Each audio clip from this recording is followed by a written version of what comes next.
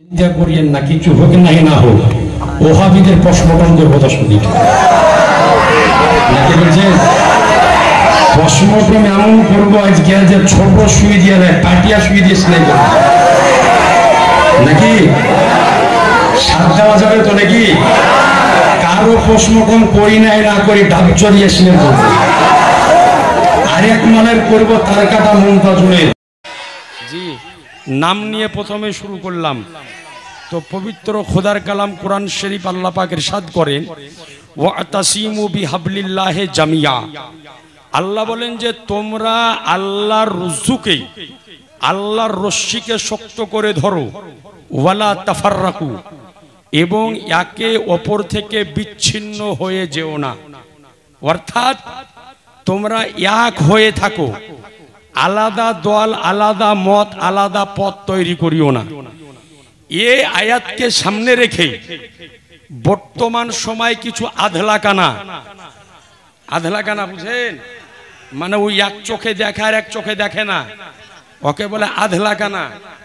তো বলে যে এই যে আল্লাহ বলেছেন যে তোমরা একে অপরের সাথে বিচ্ছিন্ন হয়েও না, মানে নতুন দল বানানো যাবে না। তো এই আয়াত কোরআন শরীফের খালি পড়লে হয় না, তার ব্যাখ্যা, তার তাফসীর জানতে হয়। যেমন আপনাকে বলি, একটু প্রথমে একটা উদাহরণ বুঝেন। একটা বাড়িতে যদি 5টা বেটা যদি হয়, তো 5টা বেটার মধ্যে যদি একটা মদ মাতাল হয় আর বাকি 4টে যদি ভালো হয়, তো একটা মদ মাতালকে দেখে 4টা মদ মাতাল হবে না, ওটাকে পিটিয়ে সোজা করতে হবে, ওটাকে পিটিয়ে সোজা করতে হবে। তো জেনে রাখতে হবে যে আহলো সুন্নাতল জামাত হলো আসল। শাহনওয়াজ ভাই, বাংলা তো समझते हैं आप? তো আহলো সুন্নাতল জামাত হলো আসল। এখন বর্তমানে যতগুলি দল, পথ, মত তৈরি হয়েছে, প্রত্যেকটা দল, প্রত্যেকটা মত, প্রত্যেকটা মাযহাব, প্রত্যেকটা ফেরকা আহলো সুন্নাতল জামাত থেকে কেটে তৈরি হয়েছে। তাহলে জেনে রাখতে হবে যে যেই দল, যেই পথ, যেই মত আহলো সুন্নাতল জামাতে, ওটা হলো আসল। আর বাকি যেগুলা কেটে বের হয়ে গিয়েছে ওগুলা হলো মাতাল। তাহলে এখন চিন্তা করতে হবে যে ওই মাতালের পাল্লায় পড়ে আমরা কেউ মাতাল হওয়া যাবে না, বরং যেগুলা মাতাল হয়েছে ওকে আগে বুঝাইতে হবে।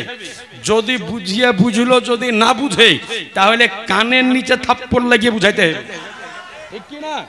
তো আসুন আজিজানে মোহতারাম বেরাদারানে ইসলাম, আমাদেরকে বলা হয় আহলো সুন্নাতল জামাতের মানুষ, আমরা হলাম সুন্নি মাযহাবের মানুষ। তো আজিজানে মোহতারাম বেরাদারানে ইসলাম, তো এই যে নবীর উম্মতের মধ্যে এতটি দল হবে, পথ হবে, মত হবে, এই সংবাদ আজ থেকে 1500 বছর আগে আমার রাসূলুল্লাহ দিয়ে গিয়েছেন, যেটি হাদিস শরীফের পৃষ্ঠায় এখন পর্যন্ত স্বর্ণ অক্ষরে লিপিবদ্ধ রয়েছে। হাদিসটি বর্ণিত হয়েছে মিশকাত শরীফ প্রথম খণ্ড 30 পৃষ্ঠা, এবং এই হাদিসটি এসেছে তিরমিজি শরীফ, এবং এই হাদিসটি ইহা ছাড়াও একাধিক হাদিস শাস্ত্রের মধ্যে সহিহ সনদে বর্ণিত হয়েছে। নবী আমার বলেন, ইন্না বানি ইসরাইলা তাফাররাকাত আলা সিনাতাইনি ওয়া সাবিঈনা মিল্লাতান ওয়া তাফতারিকু উম্মতি আলা সালাসি ওয়া সাবিঈনা কুল্লুহুম ফিন্নার ইল্লা মিল্লাতান ওয়াহিদা। ক্বালু মান ইয়া রাসূলুল্লাহ? ক্বাল মা আনা আলাইহি ওয়া আসহাবি। আমার নবী বললেন, ও আমার সাহাবায়ে কেরাম শোনো, বানি ইসরাইল গোত্রের মধ্যে 72 দলে বিভক্ত হয়েছিল, আমার উম্মতের মধ্যে 73 দলে বিভক্ত হবে, ইল্লা মিল্লাতান ওয়াহিদাতান, এর মধ্যে একটা দল যাবে জান্নাতে, কুল্লুহুম ফিন্নার, সবাই যাবে জাহান্নামে। তো সাহাবায়ে কেরাম জিজ্ঞাসা করলেন, ইয়া রাসূলুল্লাহ, যেই দলটি জান্নাতে যাবে, যেই দলটি জান্নাতে যাবে, যেই দলটি মুক্ত প্রাপ্ত হবে, যেই দলটি নাজাত প্রাপ্ত হবে, তার তার পেহচান কি হবে, তার পরিচয় কি হবে? তো আমার রাসূলুল্লাহ বললেন মা আনা আলাইহি ওয়া সাহাবী, বলে শোনাও যে এই দলটি আমার এবং আমার সাহাবীর আজকে পথের উপরে অটল থাকলো, ওই দলটি যাবে জান্নাতের মধ্যে। বোঝা গেল আজকে এই হাদিস দ্বারাতে যে নবী আমার এই কথা বলেননি সমস্ত মানুষের মধ্যে 73 দলে বিভক্ত হবে, বরং নবী বলেছেন ওয়া তাফতারিকু উম্মতি, অর্থাৎ আমার উম্মতের মধ্যে ভাগ হবে।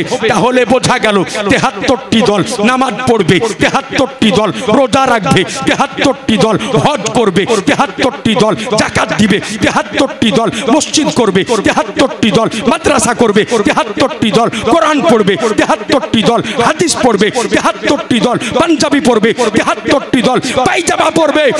এর মধ্যে 72 দল জাহান্নামে যাবে, একটা দল মাত্র জান্নাতে যাবে। সুবহানাল্লাহ সুবহানাল্লাহ, একটু জোরে সুবহানাল্লাহ হবে না? সুবহানাল্লাহ। এইবার একটু সামনে নিয়ে যাই। এই যে নবী বললেন এক দল জান্নাতে যাবে, এখন কে জান্নাতে যাবে? একটা জাত আছে যাদেরকে বলা হয় দেওবন্দ, নাম শুনেছেন? ওকে বলা হয় দেওবন্দি। ও মালকে যাওয়ার পরে জিজ্ঞাসা করেন যে নবী বলেছেন একটা দল জান্নাতে যাবে, ওই দলটা কে? তু বান্না ঠুকে বলবে উঠি আমরা। এরপরে একটা দল আছে বুকের ওপরে হাত বাঁধে, আহলে হাদিস। ওকে যাওয়ার পরে বলেন যে যেই দলটা জান্নাতে যাবে কে? ও পাঞ্জাবি খুলে বলবে ওটি আমরা। আর একটা দল আছে ওকে আমরা বলি হাড়ি বহা দল, মসজিদে মসজিদে পিকনিক করে বেড়ায়, ওর নাম হচ্ছে তবলিগ জামাত। নাম শুনেছেন? মনে হয় যে মসজিদ ওর বাপের ঘর, ওই ঘরের মধ্যে ও শুয়ে শুয়ে, ওই ঘরের মধ্যে শুয়ে শুয়ে পিকনিক মানায়। আমাদের সুন্নি জামাতের সুবহানাল্লাহ আলহামদুলিল্লাহ সুবহানাল্লাহ। দেখেন শাহনওয়াজ ভাই আমার হাদিয়া দিয়েছে, আলহামদুলিল্লাহ সুবহানাল্লাহ সুবহানাল্লাহ। শায়েরে হিন্দুস্তানের হাত থেকে হাদিয়া পাইটা হচ্ছে নসিবের ব্যাপার। জি আলহামদুলিল্লাহ, প্রথমবার মুলাকাত হচ্ছে, আলহামদুলিল্লাহ। তো সুবহানাল্লাহ। তো এই হাড়ি বহা দলের কাছে যান তবলিগ জামাত। আমাদের সুন্নি জামাতের তলবিলিমরা বলে যে যাই তবলিকে তার বলিয়া পালায় পাবলিকে। কথা বুঝেননি? মানে ও 40 দিন তবলিকে যায়, ওর বাড়ি আলি কার সাথে লটর পটর করে নিজেই জানে না, অথচ পরকে নামাজ শিখিয়ে বেড়ায়। ওর নাম হচ্ছে তবলিগ জামাত। আপনি যান ওই তবলিগ জামাতের কাছে, ও মাথার হাড়ি নামিয়ে বলবে ও দলটা আমরা, মানে ও বলবে যে আমিও জান্নাতে যাব। কিন্তু রব্বে কাবার কসম আপনার সামনে বলতে চাই, আরে কোন দল জান্নাতে যাবে এটা আবুল কালামকে জিজ্ঞাসা করতে হবে না, শাহনওয়াজ ভাইকে জিজ্ঞাসা করতে হবে না, কোন আলেমকে জিজ্ঞাসা করতে হবে না। জামানার বড় আলেম যিনাকে বলা হয় হাফিজুল হাদিস, আজকে আল্লামা মোল্লা আলী কারি রহমাতুল্লাহ আলাই মেশকাতের সারা মেরকাতুল মাফাতি প্রথম খণ্ড 381 পৃষ্ঠা দেওবন্দ থেকে ছাপা, তার মধ্যে মোল্লা আলী কারি রহমাতুল্লাহ আলাই বলেন আল ফিরকাতু নাজিয়াতু হুমা হলো সুন্নাতুল জামাতে, অর্থাৎ যেই দলটা জান্নাতে যাবে তার নাম হলো আহলু সুন্নাতুল। সুবহানাল্লাহ, আল্লাহু আকবার, ইয়া রাসূলুল্লাহ, সুবহানাল্লাহ।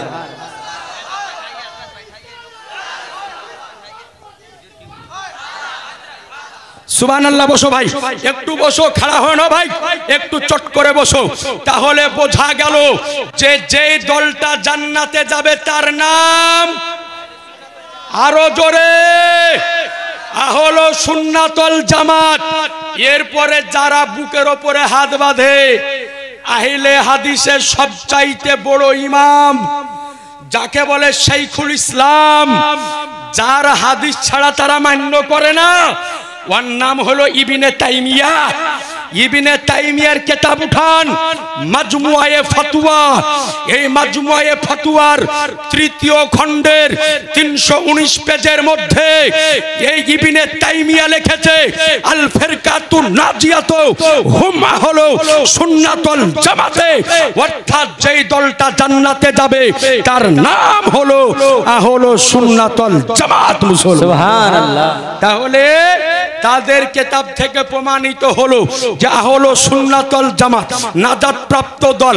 এরপরে ইবনে তাইমিয়া বলে যে আহলে সুন্নাতুল জামাতের পেহচান কি হবে? বলে আহলে সুন্নাতুল জামাত সবচাইতে বড় দল হবে, সবচাইতে বড় জামাত হবে সারা পৃথিবীর বুকে। আজকে খবর নিয়ে দেখেন আহলে সুন্নাতুল জামাতের অনুসারী বেশি, সুন্নি মাযহাবের অনুগামী বেশি। ইমাম আজকে যত বড় বড় হাদিসের ইমাম এসেছে সকলেই ছিল সুন্নি জামাতের মানুষ। আজ আপনাকে বলি ইমাম বুখারী সুন্নি জামাতের মানুষ, ইমাম মুসলিম সুন্নি জামাতের মানুষ, ইমাম তিরমিজি সুন্নি জামাতের মানুষ, ইমাম আবু দাউদ সুন্নি জামাতের মানুষ, মোল্লা আলী কারি সুন্নি জামাতের মানুষ, হাফিজুল হাদিস জালালউদ্দিন সুয়ুতি সুন্নি জামাতের মানুষ। আজকে আপনাকে বলি আমার পীরানে পীর দস্তগীর মাহবুবে সুবহানী গাউসে সামদানি কুতুবে রব্বানী মহিউদ্দিন আব্দুল কাদের সুন্নি জামাতের পীর। আজকে সুন্নি জামাতের অনুসারী খাজায়ে খাজেগান রাজা হিন্দুস্তান সুলতানুল হিন্দ মাইনুল হকুদ্দিন খাজা মাইনুদ্দিন চিশতি সুন্নি জামাতের লোক। আমার আলা হযরত আজিমুল বরকত কানজুল কারামাত জাবালুল ইস্তিকামাত আয়াতুম মিন আয়াতিল্লাহ মুআজ্জাতুম মির রাসূলিল্লাহ আমার আলা হযরত ছিলেন সুন্নি জামাতের লোক। যত বড় বড় হাদিসের ইমাম এসেছে সকলে ছিল সুন্নি জামাতের লোক। সুবহানাল্লাহ। হায় আর হায় একটু জোরে সুবহানাল্লাহ হবে না? আর একটু জোরে সুবহানাল্লাহ। সুবহানাল্লাহ। এবার আপনাকে বলি যে এই যে মাস এর নাম হচ্ছে রবিউল আউয়াল মাস। তো এই মাস যখন আসে তো ওই মালেদেরকে দেখা যায় যে ভাদর মাসে কুকুরের মতন খেপে যায়। জি, ভাদর মাসে কুকুর বুঝেন, ভাদর মাসে কুকুরের মতো খেপে যায়। এদের প্রথম দাবি হলো যে বছরে তো ঈদ হলো দুটা, আবার ঈদ আইলো কুটি থেকে? তাহলে তোর বাপের বাড়ি থেকে আইলো হাদিস পড়েছিস? জীবনে হাদিস চোখে দেখেছিস? যদি দেখতে না পাস বেরেলির সুরমা চোখে লাগা। সুবহানাল্লাহ। বলে বেরেলির সুরমাতে যেই পাওয়ার পৃথিবীর অন্য সুরমাতে ওই পাওয়ার নাই। বলে লাগা, পৃথিবীতে কটা বছরে ঈদ আছে পেয়ে যাবি। এ আজি জানে মোহতারাম আধলা কানাগুলা ঈদ কটা এটাও খুঁজে পাই না। জি, এই হাদিসও খুলে দেখে না। সুনানো ইবনে মাজাতে হাদিস এসেছে। এরপরে একাধিক হাদিস শাস্ত্রে আজকে সহিহ সনদে হাদিস বর্ণিত হয়েছে যে বছরে ঈদ দুটো নয়। হযরতে আব্দুল্লাহ ইবনে আব্বাস রাদিয়াল্লাহু তাআলা আনহু বর্ণনা করেন যে নবী আমার বলেন নিশ্চয় জুমার দিন মুসলমানদের জন্য ঈদের দিন। মুসলমান এই জোরে বলতে হবে। এরপরে ইবনে মাজাহ শরীফের মধ্যে হাদিস এসেছে যে জুমার দিন হলো ঈদুল ফিতর এবং ঈদুল আজহার চাইতে উত্তম দিন। জোরে বলেন, আর একটু জোরে বলতে হবে। এবার আপনার নিকটে আরজ করি যে জুমার দিনকে নবী আমার ঈদের দিন বলে ঘোষণা করলেন মুসলমানের জন্য। তো এখন জুমার দিন যদি ঈদের দিন হয় তো এক বছরে জুমা কয়টা পড়ি আমরা? এই জোরে বলেন। 52 মানে 5 10 2 52 নাকি? তাইলে 52টা বছরে জুমা আমরা পড়ি। তাইলে 52টা ঈদ হলো জুমার ঈদ। আর ঈদুল ফিতর ঈদুল আজহা দুটিয়া। 52 আর 2 54। ওরে আধলা কানা 54টা ঈদ তো হাদিসে আছে। তুই কুতি থেকে দুটিয়া বললি রে? কে শিখাইছে তোকে দুটিয়া ঈদ? তাইলে হলো 54টা ঈদ। এবার উঠান সুনানো ইবনে মাজাহ হাদিস নাম্বার 1084। এরপরে উঠান মিশকাতুল মাসাবি প্রথম খণ্ড পৃষ্ঠা নাম্বার 120। হাদিসের রাবি হযরতে আব্দুল্লাহ ইবনে আব্বাস রাদিয়াল্লাহু তাআলা আনহু বর্ণনা করেন যে নবী আমার বলেন জুমার দিনকে ঈদের দিন বানানো হয়েছে। এর কারণ হলো যে জুমার দিনে 5টা বৈশিষ্ট্য আছে। কয়টা? জোরে বলেন। 5টা বৈশিষ্ট্য আছে। 1 নাম্বার হলো এই জুমার দিনে আদব নবীকে সৃষ্টি করা হয়েছে। দুই নাম্বার হলো এই জুমার দিনে আদম নবীকে দুনিয়ায় পাঠানো হয়েছে। তিন নাম্বার হলো এই জুমার দিনে হযরতে আদম নবীর ইন্তেকাল হয়েছে। চার নাম্বার হলো এই জুমার দিনে এমন একটা সময় আছে যেই সময়তে আল্লাহর নিকটে দোয়া করলে আল্লাহ দোয়া কবুল করে নেয়। পাঁচ নাম্বার হলো যে এই জুমার দিনে একদিন আপনার কিয়ামত সংগঠিত হবে। এই পাঁচ বৈশিষ্ট্যর কারণে জুমার দিনকে ঈদের দিন হিসাবে ঘোষণা করা হয়েছে। এর মধ্যে তিনটা কারণ আদম নবীর সঙ্গে জড়িত, তিনটা বৈশিষ্ট্য আদম নবীর সঙ্গে জড়িত। এক নাম্বার জুমার দিনে আদমের জন্ম, দুই নাম্বার জুমার দিনে আদম নবীর দুনিয়াতে আগমন, তিন নাম্বার জুমার দিনে আদম নবীর দুনিয়ার বুক থেকে আজকে বিদায় হয়েছে। হে মুসলমান, আজকে আপনার কলিজাতে হাত রেখে জবাব দেন, জুমার দিনে আদমের জন্ম, জুমার দিনে আদমের মৃত্যু, জুমার দিনে আদমের আগমন। এই জন্য যদি জুমার দিন আজকে ঈদের দিন হিসাবে বর্ণিত যদি হয়, খুশির দিন হিসাবে প্রতিষ্ঠিত যদি হয়, তবে বলুন মুসলমান, আজকে যেই দিন আমার শাহানশাহে জিবাকার, মদিনাকে তাজদার, আহমদে মুখতার, নবীকে সর্দার, দোনো জাহানের মালিক ও মুখতার আমার নবী মুস্তাফার আবির্ভাব ঘটেছে, ওই দিন ঈদের দিন হবে না? হবে না?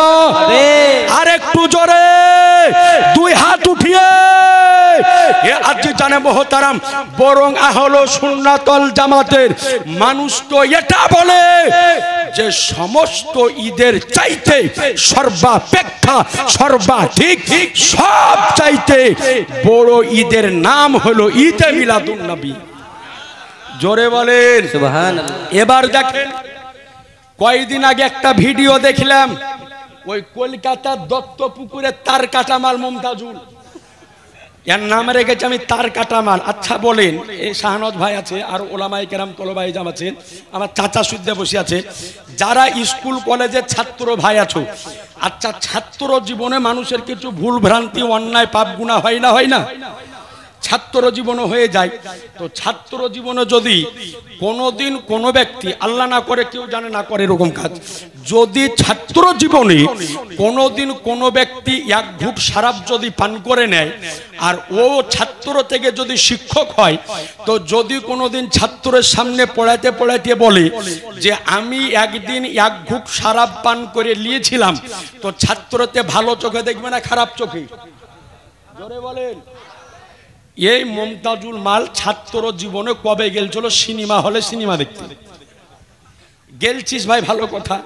ছাত্র জীবন, আব্দুল সাত্তার জামালি সাহেব, ছাত্র জীবন, আশিক রাজা, ছাত্র জীবনে অনেক কিছু হয়ে যায়। তবে তুই গেলছিস স্টেজে বা উঠে এসে বলছে যে আমি ছাত্র জীবনে একদিন সিনেমা দেখতে গেছি।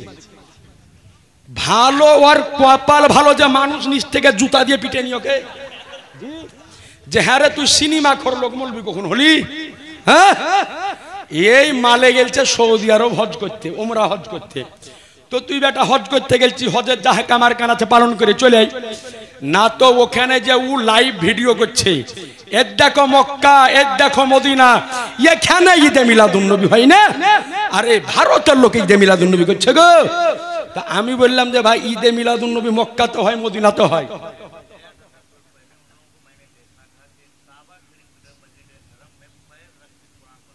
দেখেন, শুনেন, শাহনওয়াজ ভাই বলছেন যে ওখানকার লোককে দেখলাম যে কাবা শরীফের দিকে পা করে কোরআন শরীফ বসে বসে পড়ছে মসজিদে হারামে।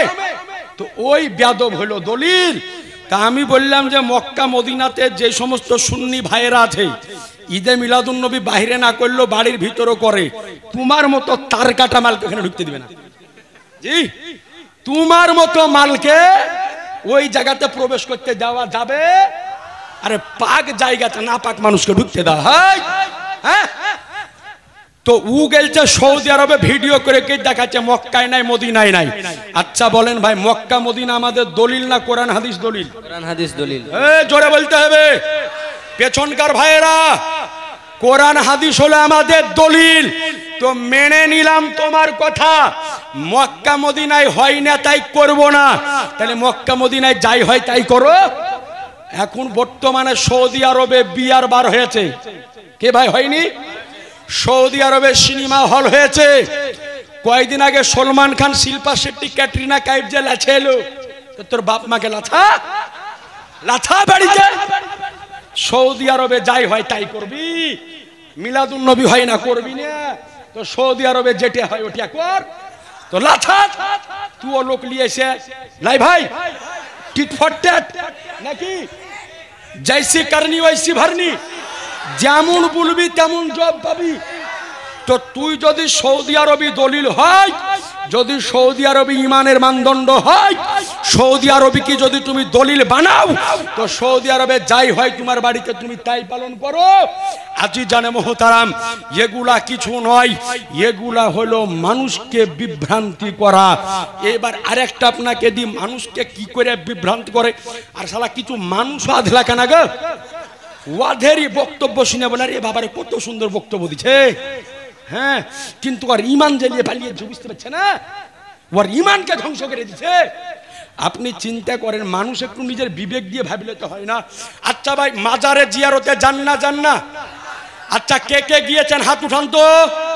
সুবহানাল্লাহ। সবাই আমরা মাজার শরীফ জিয়ারতে গিয়েছি। ভালো করে উত্তর দিবেন। মমতাজুল এবং ইয়াসিন দুজনেরই একটা বক্তব্য ইউটিউব ফেসবুকে খুব ভাইরাল, দেখবেন, যে বলছে যে মাজার জিয়ারত করতে সুন্নিরা যায়, তো মাজারের বাইরে কিছু ভিক্ষুক থাকে না ভাই, আমরা কিছু পয়সা দিয়ে আসি। তো বলছে যদি পীর বাবার যদি কিছু দেওয়ার ক্ষমতা থাকতো, তো ফকিরেরা বাইরে কেন থাকতো, করা তো পীরের কাছে চাইতো। মানে ফকিরেরা জানতে পারলো যে পীর বাবা দিতে পারে না, আল্লাহ কেউ বাহিরে রয়ে আছে, আর এই মুসলমান জানতে পারলো না যে পীর বাবা দিতে পারে না। আচ্ছা ভাই, এর জবাব টিট ফর ট্যাট লাগবে না? এই জোরে বলেন।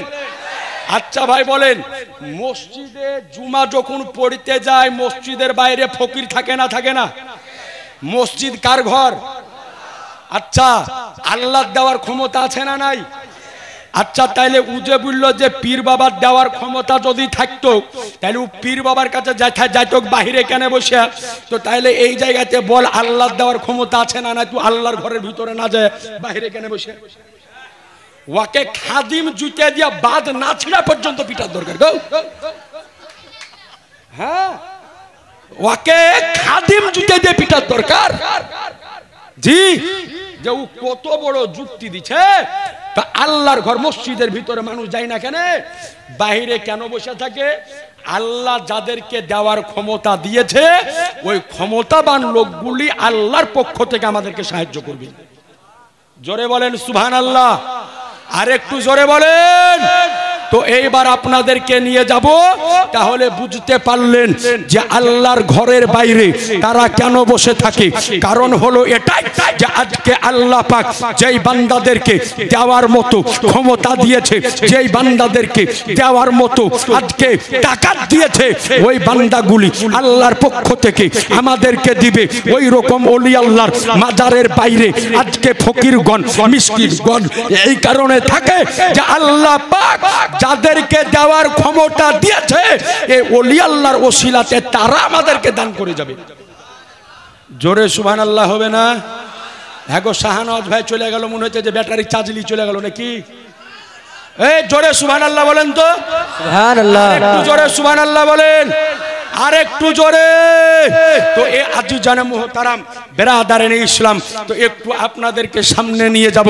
তার পূর্বে ভাই উঠাউঠি করবে না কেউ, একবার দরুদ পড়ো। আল্লাহুম্মা সাল্লি আলা সাইয়্যিদিনা মাওলানা মুহাম্মদ ওয়া আলা আলি সাইয়্যিদিনা মাওলানা মুহাম্মদ।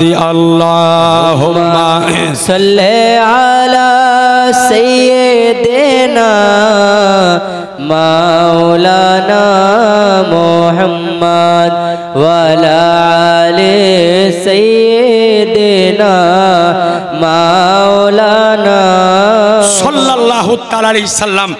এইবার আপনাদেরকে নিয়ে যাব, একটা কথা বলে দিয়ে একটা হাদিস শরীফ আপনাকে শোনাবো। যে আমরা ঈদে মিলাদুন নবী পালন করি, শবে বেরাত, শবে মেরাজ, শবে কদর, মুহররম, সফর, রবিউল আউয়াল সব আমরা পালন করি না? এই জোরে বলেন, পালন করি। তো আমরা সিন্নির ব্যবস্থা করি, সিন্নি হয় না? বিরিয়ানি, লাড্ডু, খিচুড়ি, হালুয়া যেটা মন যায় সেটা বানিয়ে খাই। তো এই ডাবজোর মালকে দেখুন আমাদেরকে সিন্নি খোর বলে গাল দিল। একে ডাবজোর কেন বলা হয়েছে জানেন? জি জি। আচ্ছা বলুন তো, চুরি করা গুনাহ না নাকি? এই জোরে বলেন।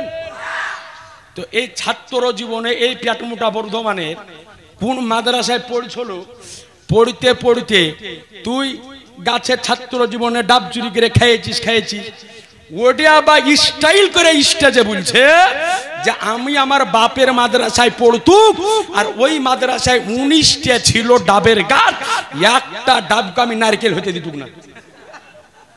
চিন্তা করেছ, ভুড়ি এমনি হয়েছে 19টা গাছের ডাব ওর পেটে। হ্যাঁ, এরপরে বলছে যে গুজরাটে যখন পড়িতে গেল শুনু, তো গুজরাটিরা মাছ ধরার লেগে জাল পেতে, আমি রাত 12টার সময় তো জালকে তুলে এলেছে, মাছ ছাড়িয়ে এলেছে। চিন্তা করেন। আর মানুষও মনে করে যে রে বাবার কত ভালো কথা বলে দিল, মনে হয় হজার নাকি কামিয়ে এলো। জি, মনে হয় যে হজার নাকি কামিয়ে এলো।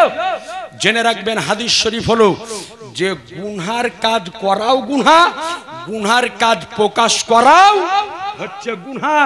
তো ভাই তুমি চুরি করে ডাব খাইয়াছো আর মাছ খাইয়াছো, এটা তোমার ব্যাপার, কিন্তু ওটে জনসম্মুখে বলে কেন গুনহার কাজ করছো? তো এগুলা সাধারণ মানুষ আমাদের মধ্যে বুঝে না। তো আমাদেরকে গালি দেয় সিন্নি খোর বলে। আমরা খাই সিন্নি, এরা কি খাই শুনবেন?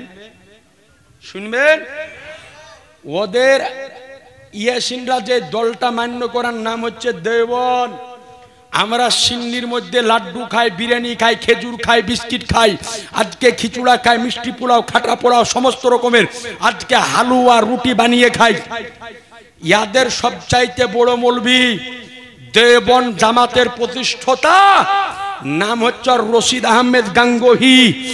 ওর লেখা কিতাব ফতোয়ায়ে রাশিদিয়ার 492 পেজের মধ্যে লিখেছে কালো কাওয়া কা গোশত খানা সওয়াব কা কাম है। কালো কাওয়া বুঝেন? কাকা করে ডাকে বেড়ায়, ওর গোশত খাইয়াছেন কোনদিন? ওদের কিতাবে লেখা আছে যে ওই কালো কাওয়ার গোশত খাওয়া হলো নেকির কাজ। তো যাকে কালো কাওয়ার গোশতের স্বাদ লাগবে, ও কোনদিন বিরিয়ানির স্বাদ বুঝবে? ও পোলাওয়ের স্বাদ বুঝবে? ওকে যদি কোনদিন পারেন তো আশপাশে আইলে দুটা কালো কাওয়া ধরে জবাই করে খাওয়াইল। কত রকমের ফতুয়া গো। বাংলাদেশ থেকে 1 ঘন্টা শায়েকের কুরবানির সময়তে ফতুয়া শুনলাম, বলছে গরুর বিচি খাওয়া জায়েজ না না জায়েজ? তো বলছে ওটাও খাওয়া হালাল, যদি বুন যাই তো খাইয়ে নিয়ে। শালা সাতালেরাও খাই না গো, বুঝলিস? হ্যাঁ, আর বলছে যদি মুন যদি চাই তো ওটাও খাইয়ে লিও। আচ্ছা বলেন তো ভাই, আপনারা গরুর গোশত খান না? আচ্ছা গরুর ওই জিনিসটা কোনোদিন খাইয়াছেন? ও বলছে যদি মুন চাহে তো ওটাও খাইয়ে লিও। মনে হয় যে যদি আসে কি না, তো আড়িয়া গরুর, কালো আড়িয়া গরুর ভাজি করে খাওয়াই। জি হ্যাঁ, আপনি চিন্তা করেন। আর সারা পৃথিবীতে যত পাগল ছাগল আপনি দেখবেন সব বাংলাদেশে। বড় পাগলের দেশ হচ্ছে বাংলাদেশ। আপনি দেখান খোঁজ নিয়ে, কুঠেকা তালা বাবা, বধনা বাবা, পায়খানা বাবা সব ওই দেশে। জি সব ওই দেশে। আজি জানে মোহতারাম, এই বাংলাদেশের কারণে সারা পৃথিবীতে ফেতনা। আপনি খবর রেখেছেন বাংলাদেশের যে সরকারি মসজিদ বাইতুল মুকাররম, খুলেন ইউটিউব ফেসবুক, গেল জুমার দিন এই যে দেওবন যারা, এরা কত বড় আজকে সন্ত্রাসী জানেন? ওই মসজিদের ভিতরে প্রবেশ করে সুন্নি জনগণকে মেরে মাথা ফাটিয়ে দিয়েছে। ঈদে মিলাদুন নবীর দিন কসবাতে, ফেনীতে, একাধিক জায়গাতে আজকে র্যালিতে, মিছিলের ওপরে লাঠি সুটা নিয়ে হামলা করে 1 নয় 2 নয় একাধিক সুন্নি ভাইকে আজকে জখম করেছে। কেন বে? তোর ভাড়ে দলিলে তেল জুটে না, লাঠি সুটা নিয়ে হাজির। সাবধান, হোসাইনি গোলাম যদি খেপে যায় তো সামলানো মুশকিল। আরো জোরে সাবধান। তুমি ইয়াজিদকে রহমাতুল্লাহ আলাই বলো, আমরা ইয়াজিদকে রহমাতুল্লাহ আলাই বলি, আমরা ইয়াজিদকে পাপী বলি, গুনাহগার বলি, বদকার বলি, শিয়াকার বলি, জাহান্নামী বলি। আর তুমি ইয়াজিদকে বলো যে ভালো লোক রহমাতুল্লাহ আলাই। তোর সেই বাপ ইয়াজিদ 22,000 লস্কর নিয়ে কারবালার প্রান্তরে হাজির হয়েছিল। আরে হোসাইনের এক বেটা 18 বছরের নওজোয়ান আলী আকবর তোর 22,000 বাহিনীকে উলট পালট করে দিয়েছিল। হায় হায় হায় হায় সুবহানাল্লাহ। এই জন্য হোসাইনি শেরকে খেপায়ও না। যদি খেপে যায় তো বাড়িতে ঢুকার জন্য দরজা খুঁজে পাবে না। হায় হায় হায়। ক্ষমতা যদি থাকে তো দলিল নিয়ে মোকাবিলা করো, লাঠি সুটা নিয়ে মোকাবিলা করিও না। কারণ জেনে রাখো একটা কথা, যে আজকে আমরা হলো সুন্নাতুল জামাতের মানুষ, আমাদের পাঞ্জাবি টুপি যদি খুলে না হয়, আমাদের হাত পা কেটে যদি আলাদা করা হয়, আজকে আমাদের গর্দানকে আলাদা যদি করে দেওয়া হয়, এটা সহ্য করে নিতে পারি। কিন্তু নবী মুস্তাফার শান ও মানের উপরে একটা অঙ্গুলি যদি উঠে তো প্রয়োজন যদি পড়ে তো এই পৃথিবীর বুকে দ্বিতীয় কারবালা প্রতিষ্ঠিত হবে। আল্লাহু আকবার আল্লাহু আকবার। এই জন্য সাবধান, নবীর শানে গুস্তাকি চলবে চলবে না। যে নবীর শানে গুস্তাকি করবে, নবীর শানে উল্টো কথা বলবে, তাকে ছাড়ে দেওয়া যাবে না। তো আমাদেরকে বলে শিরনিখোর। তো আমাদেরকে যদি শিরনিখোর বলতে হয় তো নবী মুস্তাফাকে আগে শিরনিখোর তোকে বলতে হবে। বলে কেন? সহি হাদিস থেকে আপনাকে প্রমাণ দিব যে আমার নবী মুস্তাফা নিজে শিরনি খেয়েছে। জোরে বলেন। তবে আমরা সিন্নি খাওয়ার জন্য যদি সিন্নিখোর হই তো আমার রাসূলুল্লাহ সিন্নি হয়ে খেয়েছেন, তো নবীকে বল সিন্নিখোর। দেখ তোর বাড়ি আলি যদি অটো তালাক না হয়, তালাক দেওয়া লাগবে না, অটো তালাক হবে। আচ্ছা নবীকে সিন্নিখোর বললে ঈমান থাকে না যায়? আচ্ছা নবীকে সাহাবীকে সিন্নিখোর বললে ঈমান থাকবে না যাবে? আর ঈমান যদি যায় তো বাড়ি আলি থাকবে? বাড়ি আলি তার আগেই বিদায় নিবে। কথা বুঝেছেন তো? ইনশাআল্লাহ তাআলা শিরনি খাওয়া কোন হাদিস আছে শোনাবো। তবে কমিটির ভাইয়েরা আমার নিকটে আবেদন রেখেছে যে এই ঈদে মিলাদুন নবীর প্রোগ্রামের জন্য কোন ভাই যদি আমার পারেন, একজন ভাই 500 টাকা দেন তো আমার হাতে। কোন ভাইয়ের পকেটে যদি থাকে, হ্যাঁ, আমার নবীর মহব্বতে একজন কোন ভাই একটু চট করে বলবেন, দেরি করবো না, হাদিসটা শোনাবো। হ্যাঁ গো এতজন ভাই, একজন ভাই একটু দাও তো 500 টাকা। সুবহানাল্লাহ দাও তো। সুবহানাল্লাহ। কি নাম দিয়েছে রে? বেনামে নারায়ে তাকবীর, নারায়ে রিসালাত, মাসলাক আলা হযরত। আচ্ছা একজন 500 দিলে আর একজন হবে না? হ্যাঁ ভাই একটু চট করে দাও না, দেরি করিও না। হাদিসটা আপনাকে শোনাবো। আর আরেকটু পশমটম বাকি আছে, সেলাই বাকি আছে, সেটাও করব। সুবহানাল্লাহ। হবে না? এই ভাই চট করে দাও না। 500 150 যা যা হাতে একটু চট করে দাও। যার যার পকেট আছে একটু তাড়াতাড়ি নিয়ে এসো, দেরি করো না ভাই। একটু চট করে যারা পারবে একটু চট করে নিয়ে